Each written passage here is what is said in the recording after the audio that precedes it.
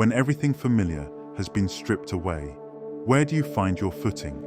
This is perhaps the most profound teaching of the sacred in-between. It forces you to find an anchor within rather than without. Throughout human history, spiritual traditions have taught that our true home is not in external circumstances, but in the depths of our own being. The sacred in-between pushes you toward this truth, not through gentle nudges, but through necessity. When outer security falters, you discover that there is something within you that cannot be taken away, a presence, a knowing, a fundamental essence that remains even when everything else is gone. Some traditions call this the soul, others the true self, others the divine spark. This doesn't mean the pain disappears or that the losses aren't real. It means that beneath the pain, alongside the losses, there exists something indestructible, a quiet center that can hold you through the storm. Finding this anchor isn't about spiritual bypassing or toxic positivity. It's about discovering, often to your own surprise, that you are more than your circumstances, more than your losses, more than your pain. This discovery doesn't erase the difficulty, but it provides a foundation from which to face it. The nature of sacred emptying. Have you ever felt suspended in the void between worlds, like you're dwelling in the twilight space where your former life has dissolved into mist, yet the shores of your new existence remain shrouded and distant? This liminal realm, this sacred in-between, is the territory we're exploring today. When seismic change shatters the foundation of your world, when loss carves canyons through the landscape of your reality, you enter what mystics across traditions have named the dark night of the soul. In Sufism, they speak of fana, the annihilation of the self before union with the divine. Hindu sages describe the necessary dissolution before transformation. Saint John of the Cross wrote of the Noche Oscura, where the soul feels abandoned, yet is being prepared for divine union. The ancient wisdom keepers understood something our modern world has forgotten, that periods of profound emptying are not random suffering, but sacred thresholds of transformation. The Aboriginal Dreamtime teachings speak of necessary unmakings before new creation can occur. The Kabbalah describes the Shevirat HaKalim, the breaking of the vessels, where divine light shatters the old containers to forge new ones, capable of holding greater wisdom. When everything familiar has been stripped away, whether through the death of a beloved, the dissolution of a marriage, a critical illness, or complete life upheaval, you're not merely experiencing loss. You're undergoing a spiritual metamorphosis, as profound as the caterpillar's dissolution in the chrysalis, before emerging as something entirely new. This emptying feels devastating because it is the sacred in-between dismantles not just your circumstances, but the very architecture of who you thought you were. It breaks open your identity, your certainties, your sense of safety, not to destroy you, but to create space for something more authentic, to emerge from the fertile ashes of what was. As the Sufi mystic Rumi wrote, "The wound is the place where the light enters you. When everything is taken, when you stand empty-handed in the smoking ruins of what was, something mysterious and precious is being woven within you that could not have been created any other way." Signs, you're in the sacred in-between. How do you recognize when you're traversing this hallowed threshold of transformation? The signposts of this journey appear in both subtle and unmistakable ways. First, you experience a profound untethering from your former identity. The roles and relationships that once defined you suddenly feel like garments that no longer fit. The Tibetan Buddhists call this bardo, the intermediate state where old identities dissolve before new ones crystallize. Second, time itself seems to shift and bend around you. The Greek tradition distinguishes between chronos, linear, clock time, and kairos, divine, opportune time. In the sacred in-between, you slip from chronos into kairos. Days might blur into formless fog, or a single moment might stretch into eternity. Third, your physical body becomes the temple where this transformation is housed. You might experience unusual fatigue that sleep doesn't touch, what the Sufis call soul tiredness, a weariness born not from physical exertion, but from the immense work of spiritual rebirth. Strange sensations might arise, heaviness in your chest, tension across your shoulders, or what Eastern traditions describe as energy moving through blocked channels. Fourth, ordinary distractions lose their power to numb or soothe. The Hindu tradition speaks of vairagya, divine dispassion, where worldly attachments naturally fall away. Nothing quite satisfies, nothing fully distracts. This isn't depression, though it may appear similar. It's a sacred emptiness, a chalice being hollowed out to receive something new. Finally, moments of unexpected grace pierce through the veil of numbness. Celtic spirituality speaks of thin places where the boundary between worlds becomes transparent. In the midst of profound loss, you might suddenly find yourself moved to tears by the crimson glory of a sunset or the perfect blue of a robin's egg. These brief awakenings are what the Zen tradition calls satori, glimpses of your essential nature that remains untouched, even by devastating loss. The hidden purpose of the dark night. This emptying isn't random cruelty or meaningless suffering. It's sacred preparation for a new way of being. The Jewish mystical tradition of Kabbalah teaches that the shattering of vessels is necessary for tikkun olam, the healing and repair of the world. What breaks within you creates the possibility for greater light to enter. In Hinduism, Shiva's dance of destruction makes way for creation. The Celtic spirituality understands that the brightest fires are born from the coldest winters.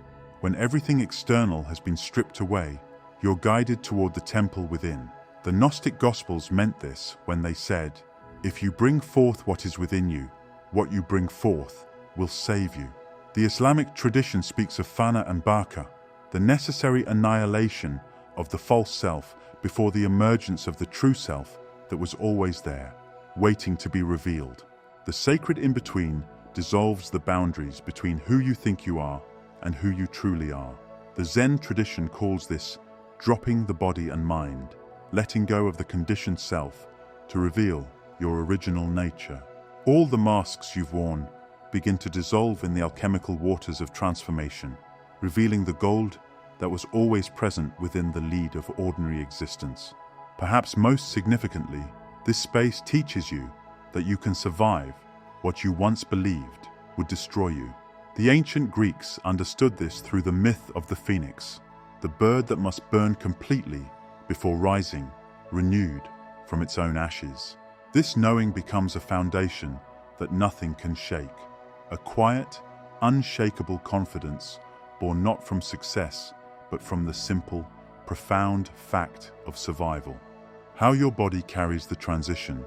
During this sacred in-between, your physical body becomes both vessel and voice for the transformation you're undergoing.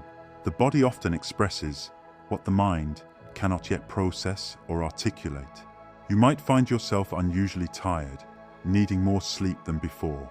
This isn't laziness, it's your body creating space for deep healing and integration. Dreams may become more vivid as your subconscious processes what your conscious mind cannot yet hold. Physical sensations often accompany this journey. You might feel a heaviness in your chest, tension in your shoulders, or a strange buzzing energy beneath your skin. These sensations are your body's language for the energy of transformation moving through you.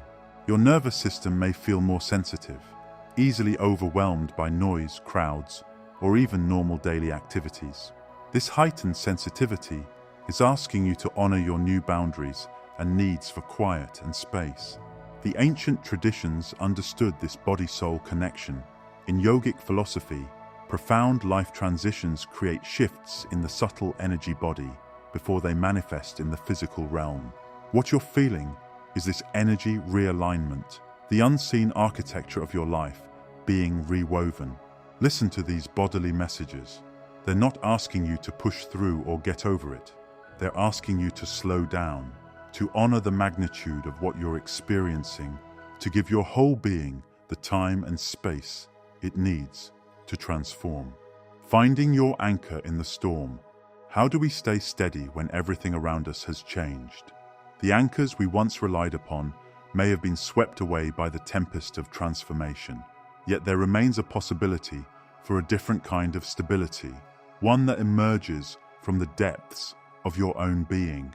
Ancient wisdom traditions speak of this inner refuge. In Buddhism, it's called taking refuge in the Buddha, the Dharma, and the Sangha, not just as external concepts, but as qualities we cultivate within. In Christian mysticism, it's expressed as finding the kingdom of heaven within you. The Upanishads speak of Satchitananda, the unchanging truth, consciousness, and bliss that remains even in the midst of upheaval. The Hopi elders offer this wisdom. There is a river flowing now very fast. It is so great and swift that there are those who will be afraid. The elders say we must let go of the shore, push off into the middle of the river, keep our eyes open and our heads above water. This river is our life in transition, and your inner anchor is what allows you to navigate its turbulent waters. Finding this inner anchor involves simple but powerful practices that have sustained seekers through dark nights of the soul for millennia. First, the practice of presence. When the mind races forward into anxiety about the future or backward into grief about the past, gently bring awareness back to this moment, to the breath, to sensations in the body, to the simple fact of being here, now. As Thich Nhat Hanh taught, the present moment is filled with joy and happiness. If you are attentive, you will see it. Second, the practice of connection. In times of profound loss, we often isolate ourselves, believing no one could understand our pain. Yet reaching out reminds us that we are not alone in our suffering. African Ubuntu philosophy teaches I am because we are. The truth that our humanity is inextricably bound with others. Third, the practice of remembering who you are beneath the roles you've played. Before you were a spouse, a parent, a professional, you were simply you, a being with inherent worth and dignity. In Advaita Vedanta, this is called recognizing your true nature beyond all temporary identifications. Finally, the practice of small constants. When major anchors have disappeared, tiny rituals can provide surprising stability. A morning cup of tea held with awareness, a candle lit at the same time each evening, a walk outside to witness the changing sky. As the Muslim tradition teaches through daily prayers, sacred time creates structure when everything else is in flux. Sacred practices for the in-between. If you find yourself in this sacred space, there are practices that can help you move through it with grace and compassion, not to rush the process, but to honor and support it. First, give yourself permission to rest without guilt. The world may be telling you to move on or stay busy, but deep transformation requires periods of stillness. Release the expectation that healing must be productive or visible. True change often happens in the quiet moments, in the pauses between breaths. Second, create simple rituals that ground you in your body and the present moment. Walk barefoot on the earth and feel its steadiness beneath you. Hold a warm cup of tea in your hands and let its warmth remind you that comfort still exists. Wrap yourself in a soft blanket and let its weight gently hold you when you feel untethered. Third, protect your energy during this vulnerable time. Visualize yourself surrounded by a sphere of golden light, not rigid, but permeable, allowing in only what nurtures and supports you. This boundary is not about shutting out the world, but about creating a safe container for your healing. Fourth, give voice to what you're experiencing through writing. The weight you carry is not just emotional, but energetic, and words can help release this burden. Write letters to what you've lost, not to send, but to acknowledge. Write to your past self with compassion. Write to your future self with hope, even if that hope feels distant now. Finally, seek out small moments of beauty or peace, not to bypass your pain, but to remind yourself that even in darkness, points of light still exist. Notice the way sunlight falls through a window, the comforting sound of rain, the simple pleasure of a favorite food. These small moments of presence are tiny anchors in the storm. The quiet rebirth. What awaits on the other side of this sacred emptying? Not a return to who you were before. That person no longer exists. What emerges instead is something new, something that carries the wisdom of what was lost without being defined by it. This rebirth doesn't happen in a single dramatic moment. It unfolds gradually, almost imperceptibly at first, a quiet dawning rather than a sudden sunrise. You might notice it in small ways. A day when you laugh without immediately feeling guilty, a moment when you make plans for the future and actually feel a flicker of anticipation, a conversation where you realize you're speaking from a depth and wisdom that wasn't there before. What emerges from the sacred in-between isn't just a healed version of your old self, but a transformed being who carries both the wounds and the wisdom of the journey. The Japanese art of kintsugi repairs broken pottery with gold, creating something more beautiful and valuable than the original. Your healing follows a similar pattern. The breaks remain visible, but they're transformed into something precious. This transformed self often carries paradoxical gifts, a deeper capacity for joy precisely because you've experienced profound sorrow, greater compassion because you understand suffering from the inside, a simpler, more essential approach to life because you've learned what truly matters. The rebirth also brings a quiet strength that comes only from having survived what you thought would destroy you. This isn't the strength of invulnerability, but of resilience, not the absence of wounds, but the presence of something within you that wounds cannot touch. Closing thoughts. If you find yourself in this sacred in-between today, know that you are not lost. Even if you feel that way, you are in a space of profound transformation, a cocoon of becoming that, though painful, holds the potential for a deeper, more authentic life on the other side. Don't rush this process. Don't judge yourself for not being over it yet. The sacred in-between has its own timeline, its own wisdom, its own purpose in your life's journey. Remember that even in this emptiness, you are held by the wisdom of those who have walked this path before you, by the quiet strength within you that you're only now discovering, and by the truth that renewal always follows release, though not always in ways we can predict or control. As the Zen saying goes, after ecstasy, the laundry. After the dark night of the soul, dawn. Your dawn will come, not because you forced it, but because that is the way of things. Light always returns, growth always continues, and the human spirit, though it can be brought to its knees, contains within it the remarkable capacity to rise again.